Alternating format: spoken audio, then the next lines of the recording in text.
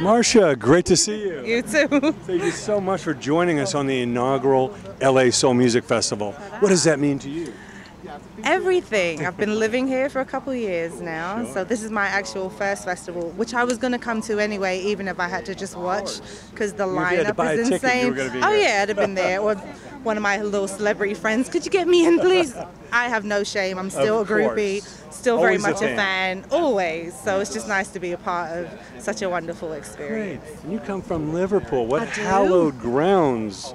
The Beatles have got to be the greatest musical group of all time. Maybe. I No. can't get enough of them, you know. And of course, their heroes were all the American blues and R&B Right. artists. You know what? The Little Richards, the Chuck Berrys. It was a gumbo pot full of influence that turned Liverpool into the small town that could.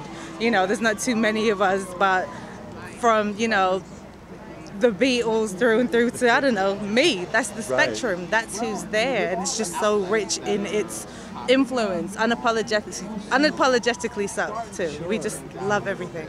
And tell us about how Flowetry came together and what you're most proud of with Oh goodness, well, moving from Liverpool to London, Natalie was a childhood friend of mine and we both went to the same performing arts school together. She was a poet, I was a singer. I said, you know what, you should put some poetry to my songs. Well, ta-da, Flowetry, and then there you have it. Now, how did Dr. Dre come in the mix? You know what, I met Dr. Dre, he came to a Flowetry show actually at the Roxy here in LA. Right. Yeah, so we kind of smuggled him backstage, no one saw him, and he saw me perform and was just like, I need that vocal on anything that I do, and I said, sure, why not? Any stories you can tell us about the great Clive Davis? I know he was involved behind the scenes. Too many. One notable, and it's a very unfortunate one, was when I was invited for the first time to the Clive Davis party during Grammy Week, and unfortunately the same day we lost Whitney. So I remember him grouping everyone that was at the label together like, we either fall apart or we stick together. And I remember just everyone crying their eyes out that day, singing to the gods, and I honored Diana Ross that night, and Clive just said, bravo. Crazy. What can you say about Prince? I mean, the music will live on forever, but what role did he play in music? In music, everything. But more than that, he was my friend. So it's kind of difficult to even kind of separate the two for me now, and it's difficult to think of him in a past tense. Yeah. Like, I can't. The music lives on. Ta-da!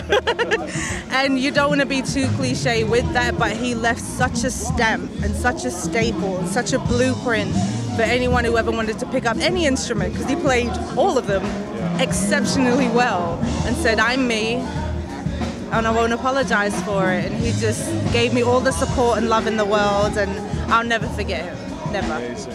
And what advice do you give to the young talent coming up? Because we know there's no shortcuts. The greats really pay their dues.